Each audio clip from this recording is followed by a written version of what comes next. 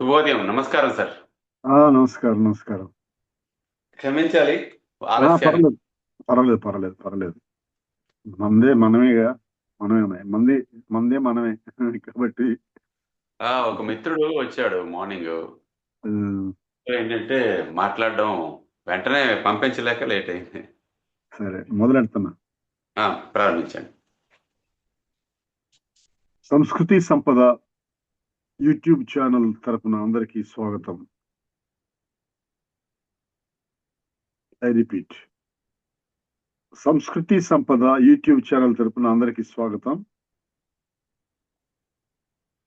శ్రీ లలిత సహస్రనామావళి సామాజిక దృక్పథం అనే శీర్షికతో శ్రీ వింజమూరి బాలమురళి గారు ధారావాహికంగా ప్రసంగిస్తున్నారు. వారి ధారావాహిక ప్రసంగంలో ఈరోజు 39వ ప్రసంగం చేస్తున్నారు. శ్రీ బాలమురళి గారికి స్వాగతం. ధన్యవాదాలు సార్. ఆచార్య వెంకటేశ్వర్ల వారికి శుభోదయం, ధన్యవాదాలు. అలాగే సంస్కృతి సంపద ఛానల్ వీక్షకులందరికీ కూడా ఆహ్వానం తెలియజేస్తూ శ్రీ లలితా పరాభట్టారిక యొక్క నామవైభవాన్ని సామాజిక దృక్కోణంలో మనం ఎలా అనువర్తించుకుంటే మన జీవితం ఉన్నత శిఖరాలను అధిరోహించడమే కాకుండా ఇహపర సాధనకి అది దోహదపడుతుందనేటువంటి సద్లక్ష్యంతో సదుద్దేశంతో ఈ కార్యక్రమాన్ని ఆచార్య వెంకటేశ్వర్లు గారు ముందుకు కొనసాగిస్తున్నారు. వారికి ధన్యవాదాలు తెలియజేస్తూ మనం విషయంలోకి వెళితే, నిరవధ్య నిరంతర శ్రీమాత్రే నమః శ్రీ గురుభ్యో నమః అని చెప్పుకుంటూ ఆ నిరవధ్య నిరంతర, ఎక్కడా అవకాశాలు లేనటువంటిది, అంతరాయాలు లేనటువంటిది అయినటువంటి ఆ అమ్మవారి యొక్క మహిమ ఎలా ఉంటుందంటే నిరంతర, అంతరాయములు లేనటువంటి శక్తి కలిగినటువంటిది. ఎక్కడ ఏ కార్యక్రమం మనం సదుద్దేశంతో సంకల్పించినా సరే వాటికి అంతరాయాలు అనేవి లేకుండా అమ్మవారు చూసుకోవాలి అంటే నిరంతరాయ నమః అని మనం చెప్పుకోవాలి. అందువల్ల ఎటువంటి భేద దృష్టి లేకుండా అందరి పట్ల కూడా సమానమైనటువంటి కరుణని అంతటా వ్యాపించి ప్రసరింపచేసేటటువంటి అమ్మవారు నిరంతర అవుతుంది. అలాగే నిష్కారణ, ఇది 4 అక్షరాల నామం. ఇందులో అమ్మవారిని నమస్కరించేటప్పుడు నిష్కారణాయ నమః అని మనం నమస్కరించాలన్నమాట. అయితే అమ్మవారు ఉండడానికి కానీ స్థితి లయ ఆది పంచకృత్యాలు, సృష్టి స్థితి లయ తిరోధాన అనుగ్రహం అనేటటువంటి పంచకృత్యాలని నిర్వహించడానికి కానీ అమ్మవారికి ఎటువంటి కారణాలు అక్కర్లేదు. అమ్మా ఇదంతా ఎందుకు చేస్తున్నావు, ఇంత బాధ్యత ఎందుకు పెట్టుకున్నావు తల్లి అని ఎవరైనా అడిగితే ఆవిడ చిరునవ్వు నవ్వేసి ఊరుకుంటుంది. ఇంకా గట్టిగా అడిగామనుకోండి, నా ఇష్టం అంటుంది.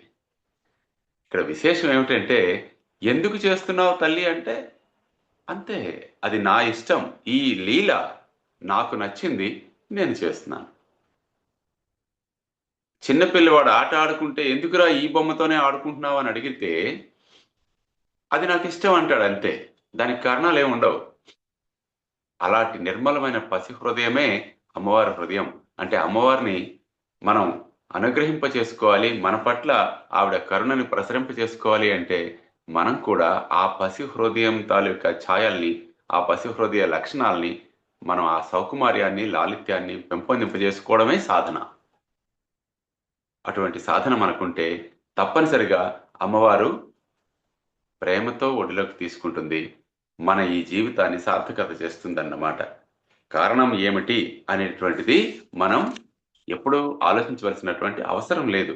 అమ్మ తనకి నచ్చి అయ్యవారి యొక్క సంకల్పము, కామేశ్వరుడైనటువంటి ఆయన ఈ సృష్టిని అంతటినీ నడిపించడానికి ఆయన చేసిన సంకల్పంలో ఆయనకి సహధర్మచారిణిగా, అర్ధాంగినిగా, ప్రత్యక్షర సత్యమైనటువంటిది అర్ధాంగిని అనే నామం అమ్మవారికి.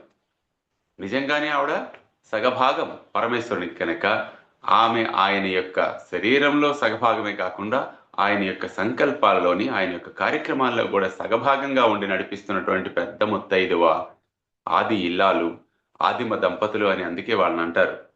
అటువంటి దంపతులు కనుకనే ఆవిడ ఎందుకు ఇది నిర్వహిస్తున్నది అని మనం ఎప్పుడూ ఆలోచించవలసిన అవసరం లేదు, ఆలోచించకూడదు కూడా. నిష్కారణ, ఎటువంటి కారణాలు ఆవిడకి అవసరం లేదు, ఎవరికి చెప్పాల్సిన అవసరం కూడా ఆవిడకి లేదు. ఎందుకంటే she is not answerable to anyone, because ఆవిడే శ్రీమత్ సింహాసనేశ్వరి. ఈ విశ్వాల లోకాలన్నింటినీ పాలించేటువంటి త్రిపుర సుందరి దేవి ఆ శ్రీమత్ సింహాసనం మీద కూర్చొని ఆజ్ఞలు జారీ చేసేది మహారాణి, శ్రీ మహారాజ్ని, శ్రీమాత అని మనం చెప్పుకుంటున్నాగా. మహారాణికి ఎవరికి సమాధానం చెప్పాల్సినటువంటి అవసరం ఉండదు అని మనం ఈ నామం ద్వారా ఆవిడ యొక్క వైభవాన్ని ఒకసారి జ్ఞప్తికి తెచ్చుకుందాం. అలాగే అటువంటి మహారాణి ఎటువంటి మనస్తత్వాన్ని కలిగి ఉంది, ఇదంతా అమ్మవారి యొక్క గుణవర్ణన అని మనం చెప్పుకుంటున్నాం. మళ్ళీ మళ్ళీ గుర్తెందుకు చేస్తున్నానంటే, ఒక్కొక్క సమూహంలో ఉన్నటువంటి నామాలకి, ఒక్కొక్క గుంపులో ఒక్కొక్క రకమైనటువంటి విషయాన్ని మనకి అందిస్తూ ఉన్నారు వసిన్యాది వాగ్దేవతలు.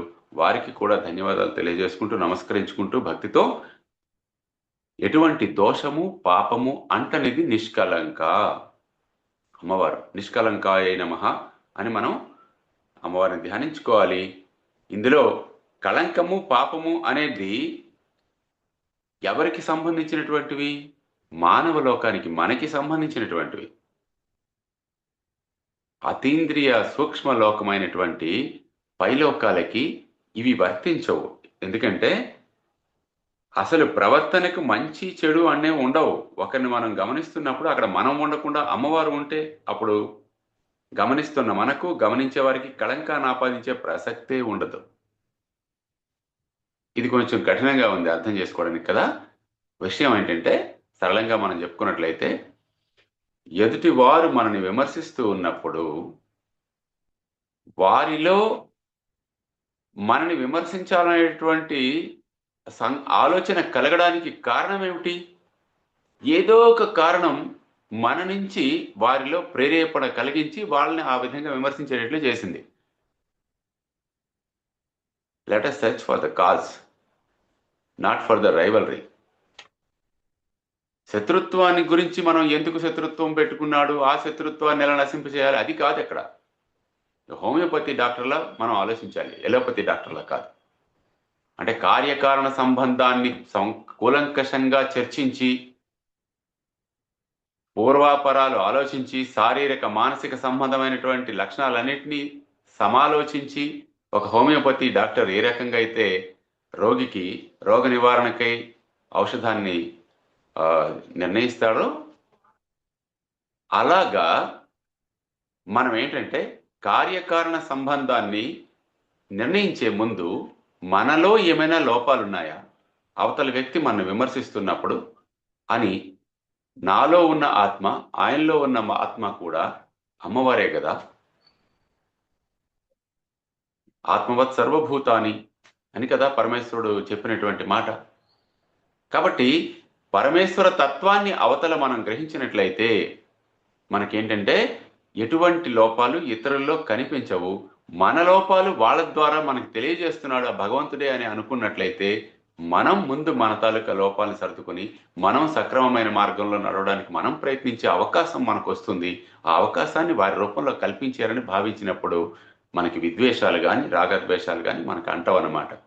ఆ విధంగా ఏంటంటే అమ్మవారు, ఆవిడకి అందరూ సమానమే. మన లోకానికి, మానవ లోకానికి సంబంధించినటువంటి పాపము, పుణ్యము, మంచి, చెడు,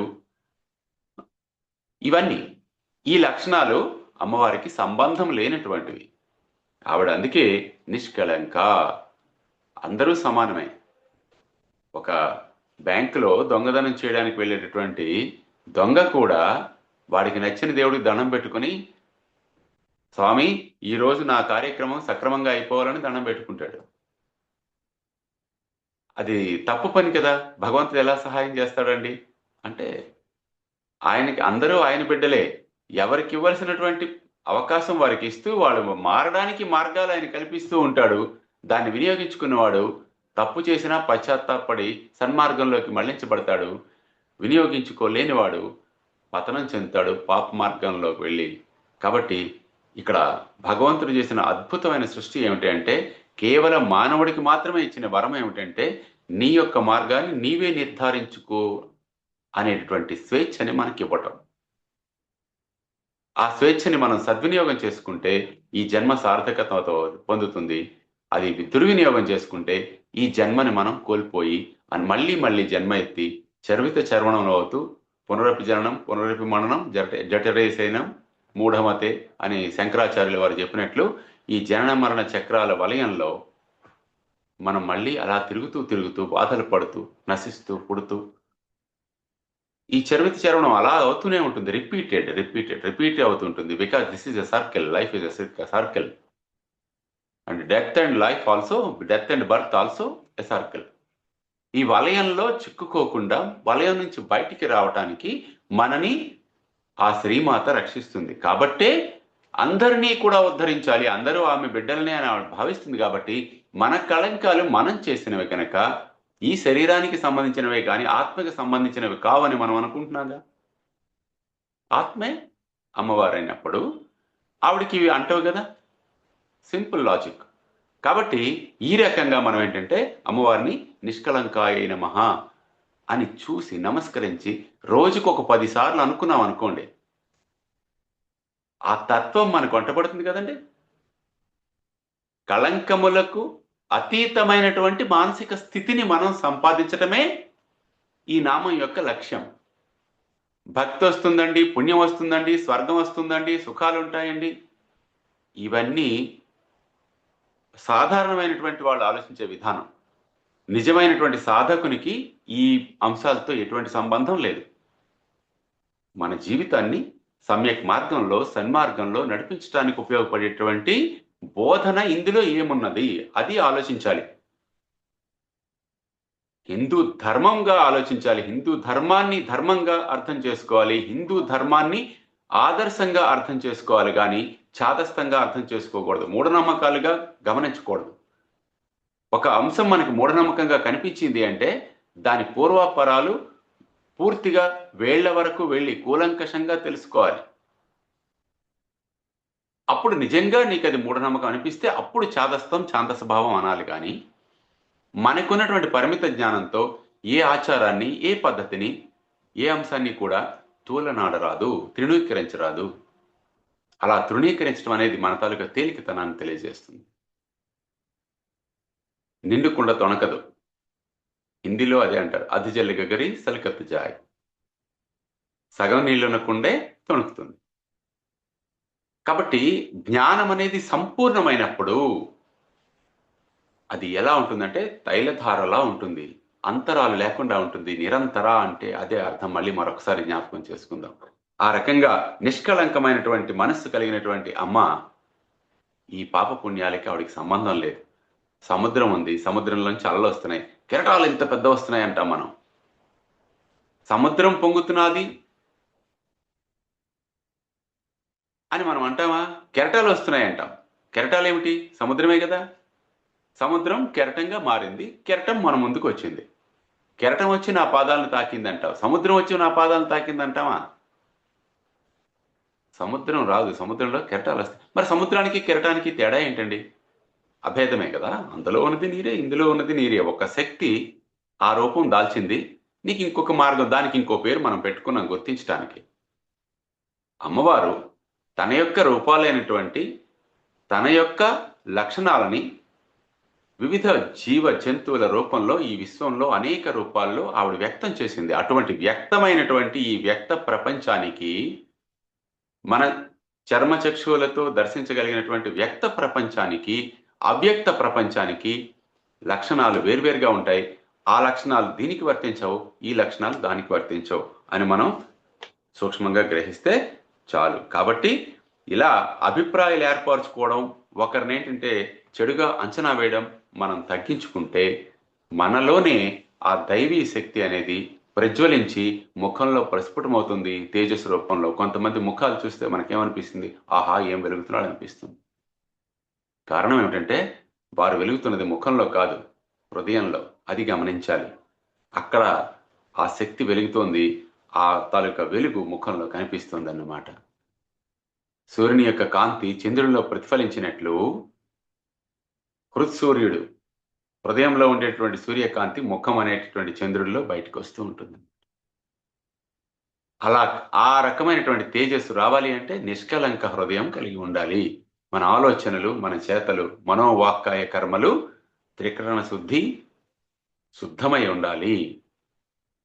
అలాగే నిరుపాధి, అమ్మవారి మరొక లక్షణం ఏమిటి అంటే నిరుపాధి.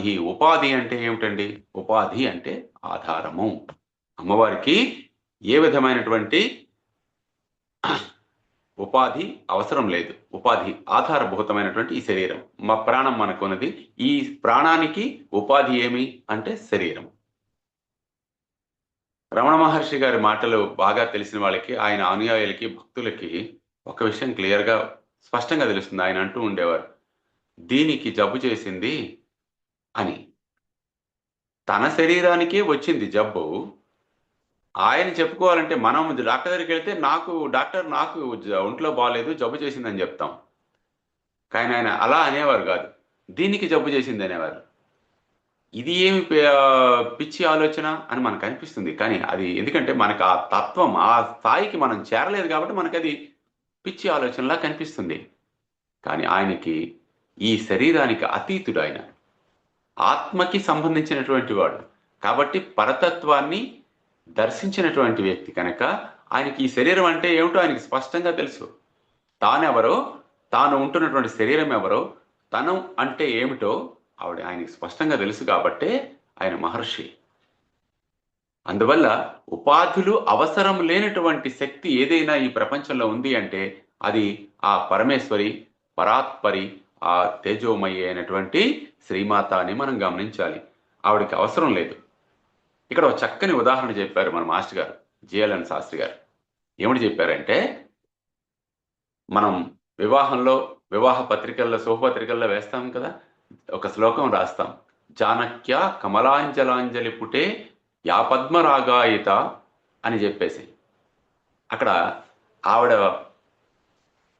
కమల అమల అంజలి అంటే శుద్ధమైనటువంటి కమలాలు, పద్మాలలా ఉన్నటువంటి ఆమె యొక్క చరణములు, చేతులతో ముత్యాలు, తెల్లనైన ముత్యాల్ని అమ్మవారు ఎత్తిపట్టుకుంది, సీతమ్మవారు. పద్మరాగము వంటి ఎర్రని లేత చేతులతో ఆవిడ తెల్లని పద్మాలను పట్టుకునేటప్పటికీ, ముత్యాలను పట్టుకునేటప్పటికీ, క్షమించాలి, ఆ తెల్లని ముత్యాలకి ఈ ఎర్రని కాంతి ప్రసరించి ముత్యాలేమో ఎర్రగా కనిపించేట. అలా అదే ముత్యాలని రాముని యొక్క శిరస్సు మీద వేయగానే శిరోజములు ఇంద్రనీలమణుల్లా ఉంటాయిగా, కాబట్టి అవి ఇంద్రనీలమణుల్లా ప్రకాశించేట శ్రీరాముని యొక్క శిరోజముల యొక్క కాంతి పడి. అంటే ఇక్కడ దీన్ని, ఆ శ్లోకం అర్థం మీకు అందరికీ తెలుసు. కానీ ఇక్కడ విశేషం ఏమిటంటే ఈ నామానికి దానికి ఒక సంబంధం అనేది చెప్పారు గురుగారు. ఏమిటంటే మన చేతిలో, అంటే అమ్మవారి తాలూకా చేతులు ఎర్రగా ఉన్నాయి కాబట్టి ముత్యాలు ఎర్రగా భాషించాయి. స్వామివారి తాలూకా కురులు నీలంగా ఉన్నాయి కాబట్టి అక్కడ ఇంద్రనీలమణుల్లా భాషించాయి. ఇక్కడ ఉపాధిని బట్టి ముత్యం తాలూకా రంగు ప్రతిఫలనం అనేది, కాంతి తాలూకా వక్రీభవనం అనేది మారింది. కానీ ముత్యాల తాలూకా అసలు స్వభావం ఏమిటి, అసలు రంగు ఏమిటి అంటే తెల్లదనమే కదా. కాబట్టి దీన్ని ఏమన్నది అర్థం చేసుకోవాలి, మనం ధరించినటువంటి ఈ శరీరాన్ని బట్టి, వివిధ శరీరాలని బట్టి జీవుల యొక్క లక్షణాలు ఉంటున్నాయి. కానీ ఆ జీవులను నడిపించే అంతశ్చేతనైనటువంటి ప్రాణశక్తి ఏదైతే ఉందో అది ఒక్కటే. శరీరాన్ని బట్టి ఆ ప్రాణశక్తి ఆయా శరీరానికి అనుగుణమైనటువంటి లక్షణాలని వ్యక్తం చేస్తుంది. ఎంత గొప్ప విచిత్రమైనటువంటి సృష్టి అండి ఇది, ఎంత మహనీయమైనటువంటి సృష్టి, మహత్తరమైనది, మనం ఊహించడానికి వీలు లేనంత మహిమ, wonderful creation. We cannot imagine how they created అని. సైంటిస్టులు, పాశ్చాత్య సైంటిస్టులు అలాగే అంటారు, how they created, how they not created. Everything was created by the will of the ultimate almighty God. మన హిందూ ధర్మం ఇది బోధిస్తుంది. అంతఃసూత్రంగా, అంతశ్చేతనలో అంతర్దృష్టి కలిగి అంతర్మథనం చేసుకుని సాధన చేయి. బాహ్య దృష్టి వద్దు. బాహ్య దృష్టి వివిధత్వానికి నిన్ను తీసుకెళ్తుంది, అంతర్దృష్టి వివిధత్వం నుంచి ఏకత్వం వైపుకి నిన్ను నడిపిస్తుంది. మనం చేరవలసిన లక్ష్యం ఏమిటి అంటే ఏకత్వం. ఏకమేవాద్వితీయం బ్రహ్మ. ఆ బ్రహ్మతత్వం ఏదైతే ఉందో అది ఏకం, నా ద్వితీయం. అది అద్వితీయమైనది. దానికి ద్వితీయం ఇంకోటి లేదు. పోల్చడానికి రెండోది ఏంటో, ఇది ఒకటి అని లెక్క పెట్టిన తర్వాత రెండోది ఇంకేం లేదు. కాబట్టి అలాంటి అద్వితీయమైనటువంటి బ్రహ్మ పదార్థాన్ని గ్రహించడానికి అంతర్దృష్టిలోకి వెళ్ళాలి కానీ ప్రయాణం చేయాలి కానీ బహిర్ప్రయాణం చేయకూడదు. ఎందుకంటే బహిర్ప్రయాణం చేస్తే సృష్టి వికసనము. శ్రీచక్రం రూపంలో బిందు స్థానంలో ఉన్నటువంటి శక్తి వికసిస్తే ఇన్ని ఆవరణలు ఏర్పడ్డాయి. కాబట్టి ఆ బిందువు నుంచి బయటకు వచ్చామనుకోండి, వికసనం కనిపిస్తుంది. సృష్టి యొక్క విరాట్ రూపం మనకు దర్శనమిస్తుంది. ఇంత విరాట్ రూపంలో ఏది అసలైనది అని వెతుక్కుంటూ పోతే ఈ జీవితం చాలు. ఇక్కడ వెతకవలసింది ఏది అసలైనది అని కాదు, వీటన్నిటికీ అసలు కారణం ఏది అనేది వెతకాలి. దాన్ని పట్టుకోవాలన్నమాట. అది పట్టుకోవాలి. కాబట్టి ఏంటంటే మనకి ఆది శంకరాచార్యుల వారు చెప్పినట్లు నహి నహి రక్షతి డుక్రున్కరణే. మనం చేసేటటువంటి ఈ ప్రయత్నాలన్నీ డుక్రున్కరణే, వరలి వేయడంలాగే ఉంటాయి. ఏం చేయాలి మరి అంటే మనని మనం అంతర్దృష్టితో అంచనా వేసుకుని మన తాలూకా అసలు తత్వాన్ని తెలుసుకునేటటువంటి ప్రయత్నం చేయాలన్నమాట. అలా తెలుసుకునేటటువంటి ప్రయత్నం చేస్తే సాక్షాత్తు ఆ శ్రీమాత యొక్క ఉనికిని, సాన్నిధ్యాన్ని మనం ఈ ప్రత్యక్షంగా ఈ శరీరంతోనే మనం అనుభవించగలుగుతాం. ఇది ఎలా అండి అంటే పెద్ద పెద్ద మాటలు చెప్పేస్తున్నారండి అంటే పెద్ద పెద్ద మాటలు కాదు, అనుభవిస్తే తెలుస్తుంది. నాకు నొప్పి పెట్టింది అంటే నేను చెప్పగలను నొప్పి పెట్టిందని, కానీ నొప్పి ఎక్కడ నొప్పి పెట్టింది, ఏ రూపంలో ఉంది అంటే నేను చెప్పలేను కదా. ఇక్కడ విషయం కూడా అంతే. మనం సొంతంగా అనుభవించగలగాలి. ఆ అనుభవం మనకి రావాలంటే అంతర్దృష్టి కావాలి. అంతర్దృష్టి కావాలి అంటే నిరుపాధి అయినటువంటి అమ్మవారిని మనం సరిగ్గా అర్థం చేసుకోవాలి. నైవేద్యాలు పెట్టడం, పూజలు చేయటం, అర్చనలు చేయటం ఇవన్నీ కూడా అవసరమే. దేనికి? ప్రాథమిక స్థాయిలో. ఒక్కొక్క క్లాసు బయటికి వెళ్తున్నటువంటి విద్యార్థి ఎలా అయితే 1వ తరగతిలో నేర్చుకున్నటువంటి విద్యని మళ్ళీ ఇక్కడికి వచ్చి 10వ తరగతికి వచ్చిన తర్వాత కూడా ఆలు తిప్పుతాను మాస్టారు అంటే మాస్టర్ ఒప్పుకుంటారండి? అది సంభవమేనా? అది సరైనటువంటి ఆలోచనేనా? కాదు కదా. వెంటనే మాస్టర్ అంటారు, ఒరే నీ క్లాస్ ఏంటి, నీ స్థాయి ఏంటి, నువ్వు ఆలోచిస్తున్నది ఏంటి? 1వ తరగతి పిల్లవాడు చేయవలసిన పని అది. ఇక్కడ వచ్చి అక్షరాలు దిద్దుతానంటావేమిటి అని అడుగుతాడు. అడగరా? అడుగుతారు.